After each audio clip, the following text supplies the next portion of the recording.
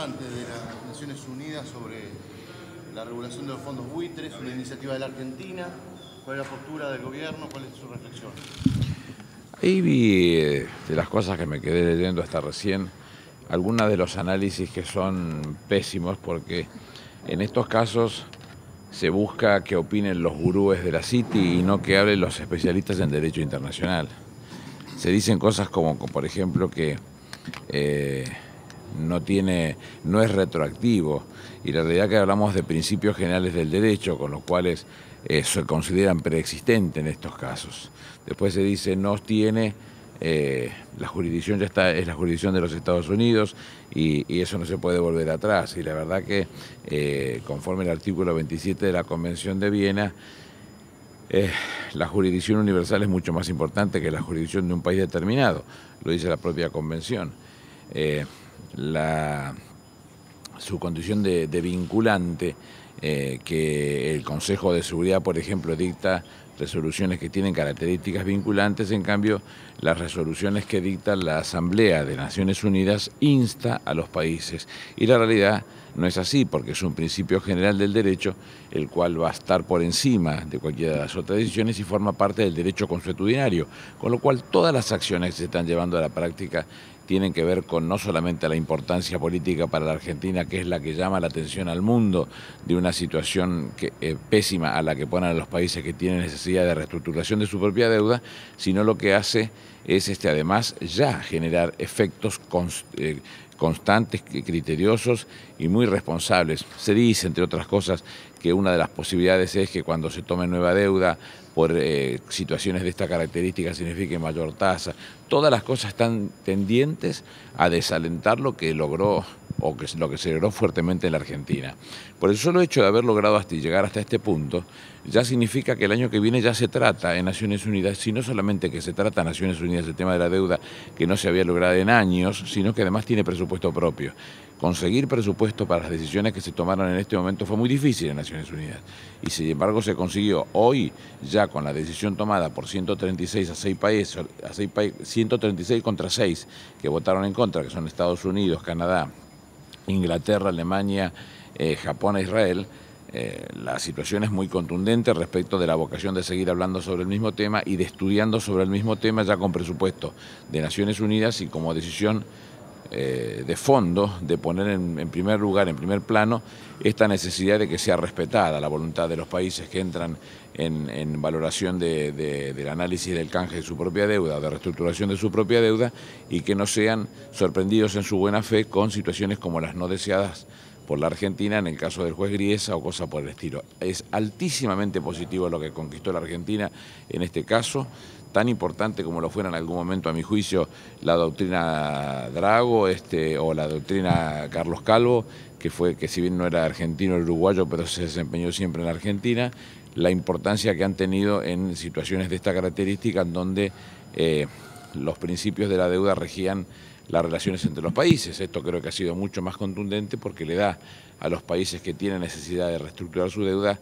posibilidades ciertas y criteriosas para no tener que ser sorprendidos por magistrados de la calidad del doctor Griesa.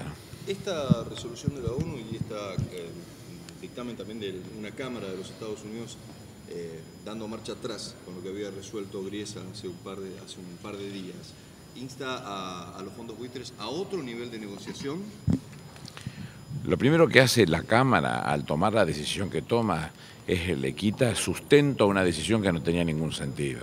Le quita absoluto sustento y al quitarle sustento le quita poder de fuego, porque los buitres, que eran los que a través de Paul Singer le daban instrucciones a Griesa para que tomara esas decisiones que no tenían ni pie ni cabeza, como por ejemplo alterar la cláusula pari passu, que no es otra que la que pretende que cuando se aplica a todos los que están formando parte de la discusión tengan el mismo criterio y sean respetados de la misma manera, él la cambia para decir que solamente eso se habla en términos del tiempo. Entonces, si vamos a pagar, cobran todos en el mismo momento. No importa si uno cobre $1 por un papel y el mismo papel el otro lo cobre 5, porque lo decidió un juez de la característica de Griesa, un despropósito. Esto pone en situación de lógica lo que fue riesgoso hasta este momento de de no saber exactamente a dónde se determinaba esta conclusión. Le permite a los países que necesitan la reestructuración de su deuda saber que están pisando sobre suelo firme, porque estamos hablando de derecho consuetudinario, porque estamos hablando de principios generales del derecho ya establecidos por Naciones Unidas, que si bien no fueran vinculantes, en esa expresión generan ese derecho consuetudinario. Presten atención, la Declaración Universal de los Derechos del Hombre tampoco tiene adhesiones por parte de muchos países, y en sus tratados específicos, que son 9, creo que casi todos los países tienen por lo menos un tratado adherido y el 80% tiene 4 tratados adheridos, pero la potencia que tiene es fenomenal, porque el derecho consuetudinario que generó jamás permitiría que en cualquier país fuera contra la Declaración Universal de los Derechos del Hombre o de los Derechos Humanos. Es una división bien contundente lo que hemos conquistado. No es verdad que no tenga efectos inmediatos, los va a tener porque son principios generales del derecho. Pero, ministro, cuando hay potencias tan importantes como las que usted mencionó, Estados Unidos, Alemania, Gran Bretaña, que no adhieren o que votan en contra específicamente, más allá de la importancia política de esto, ¿qué puede ser a nivel económico la falta de adhesión de estos países? No, en principio ninguno va a ir en contra de esta decisión. Que ellos voten en contra es todo el derecho que tiene un país soberano de hacer lo que le parece. No está mal que un país soberano decida per se, no va a decidir lo que piense otro país para tomar esa decisión. Pero en líneas generales, que en la primer vocación de llevar adelante un estudio de esta característica fueron 11 los que votaron en contra, y que en este momento, cuando se toma la decisión efectiva, o por lo menos la primera, porque estos países, por las negociaciones internas, tenían vocación de acompañar el voto si acá terminaba el análisis. La realidad es que los países están convencidos de que hay que seguir con el análisis para adelante y por eso terminaron votando en contra, pero la decisión era, si llegábamos hasta acá y esta es la visión, de acompañarlo, porque todo el mundo sabe que lo que está sucediendo es un desaguisado sin sentido. Bueno, si no llegó a esa conclusión, se vota como se vota, pero no hay ninguno de esos países que puede ir en contra de esta decisión, porque le vuelvo a repetir, forma parte del derecho consuetudinario, es la que tiene contundencia en la decisión de la visión respecto del todo y va por encima de la jurisdicción, porque es una jurisdicción universal, lo dice el artículo 27 de la Convención de Viena, porque cuando habla de retroactividades se considera como que esto es un derecho preexistente, porque es un principio de derecho universal. Tiene muchos elementos que hacen que ese derecho consuetudinario sea contundente a la hora de defender a los que tengan que discutir específicamente la reestructuración de la deuda, entre ellos la República Argentina. ¿Desde la oposición alguien llamó al gobierno para acompañarlo en esta situación? No, nunca llaman para nada, no veo por qué van a llamar ahora. No. Ministro, ayer hubo 2 cuestiones en torno a la figura de Fernando Niembro. Por un lado, el candidato Mauricio Macri hizo campaña con él, y por otro lado, la legislatura porteña aprobó, incluso con aval del PRO, un pedido de informe. Quería pedirle una reflexión. No, hasta donde yo vi lo rechazó el pedido de informe. No, lo pide, lo que hizo es rechazar el debate, pero pide... Está bien, puede ser, no, lo escuché muy al pasar. ¿Le parece positivo? ¿Sirve para algo esto? El informe es imperioso que se conozca, porque, vuelvo a insistir, si vemos que encima ni siquiera está inscrita en la Inspección General de Justicia, que la sociedad es una sociedad de responsabilidad limitada que no está consolidada ni definida, y eso hace que lo que se esté mostrando sea una sociedad de hecho, porque en líneas generales es una sociedad de hecho, yo quisiera ver en los papeles reales cuánto se pagó de impuesto a las ganancias y si pagó de impuesto a las ganancias, porque si fuese una sociedad de responsabilidad limitada inscrita como Dios manda, hubiera pagado impuesto a las ganancias. Si es una sociedad de hecho, no paga impuesto a las ganancias. ¿Cómo se pagó eso? ¿Cómo es el IVA ventas de una empresa de esta característica, donde dice que todo lo hace a través de personal contratado porque no tiene personal? Y la pregunta de fondo más fuerte de todas, ¿cómo se hace para hacer una valoración respecto de la empresa adjudicar, que es lo que dice Niembro? No, nosotros somos los más baratos y por eso nos adjudicaron a nosotros. Primero, que nadie exhibió la compulsa. Segundo, que nadie la publicó la compulsa. Y tercero, que normalmente en las licitaciones, cuando se va, no se va cara de perro al precio. ¿Cuánto da? 3 pesos. Yo, no, 3,5, gano el de 3. No es tan así. Realmente lo que hace es que a la hora de valorar los 3 pesos, después mira el segundo paso, que es la idoneidad y la capacidad que tenga una empresa para hacerlo.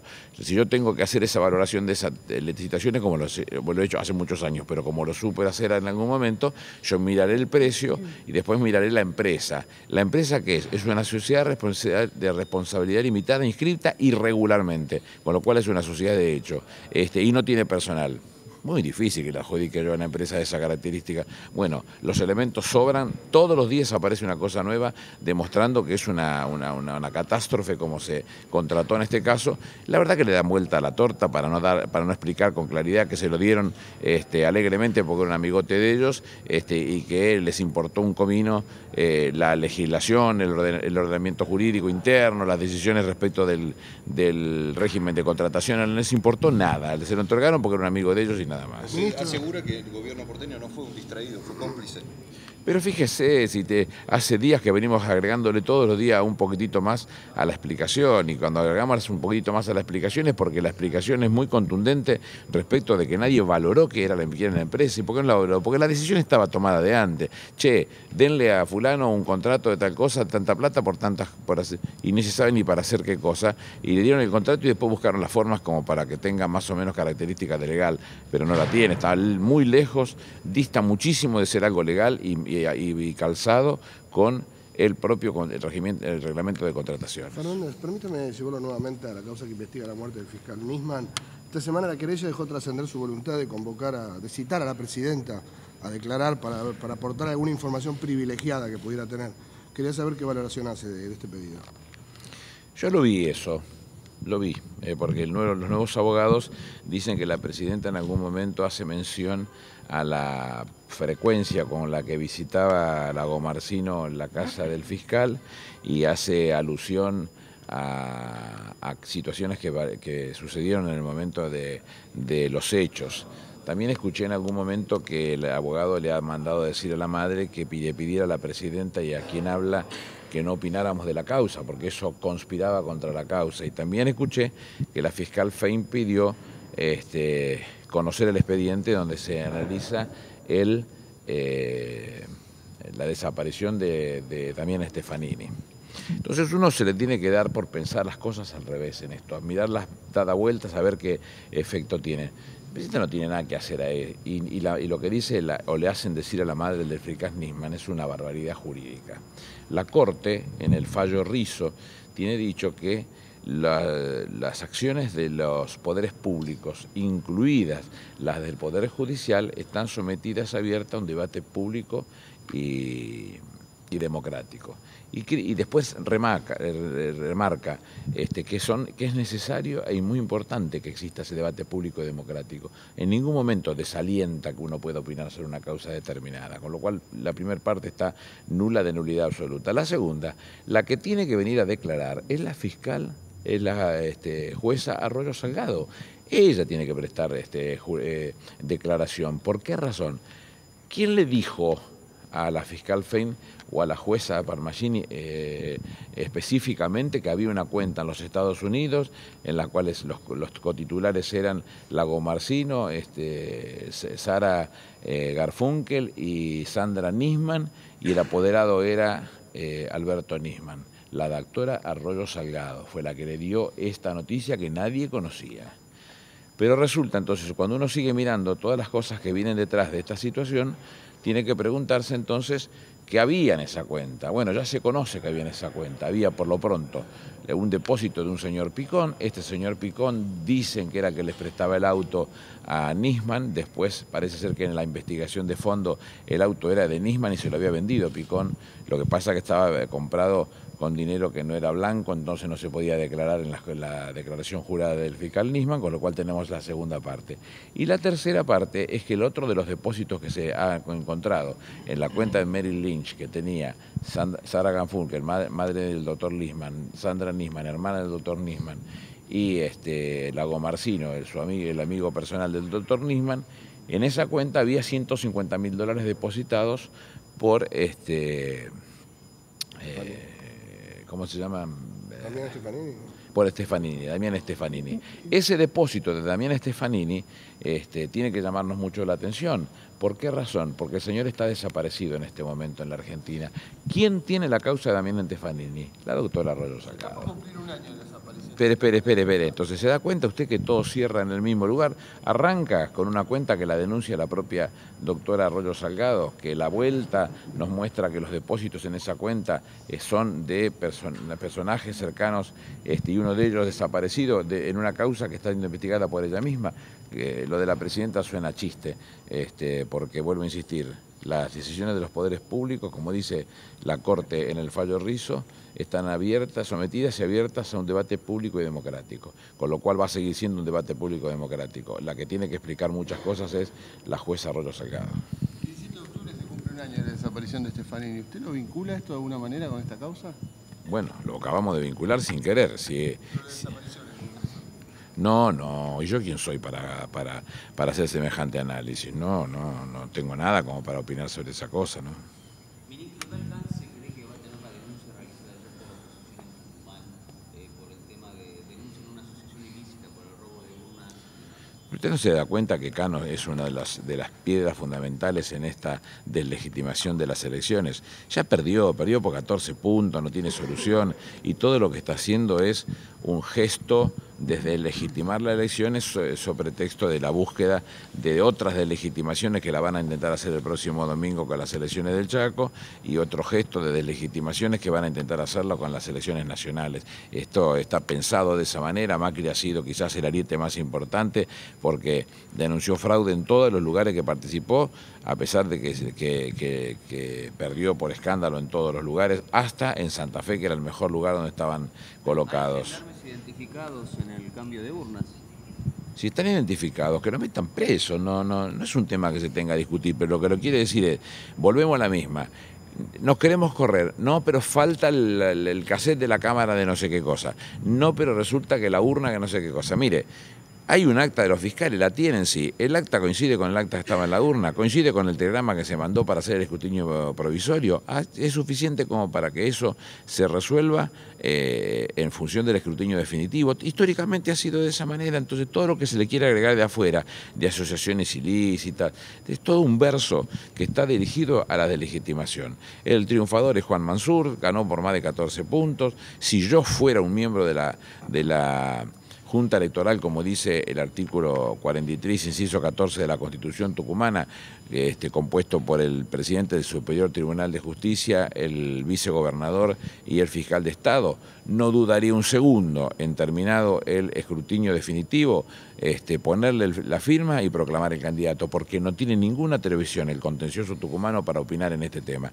Porque además las facultades que le otorgan específicamente a la Junta Electoral, dice la propia Constitución que va a ser definida por ley, y está definida en el Código Electoral, y el Código Electoral dice en el artículo 24, inciso octavo, que la Junta Electoral tiene la responsabilidad de juzgar la validez de los comicios y los resultados y proclamar a los candidatos. Y tiene que cumplir con su manda constitucional.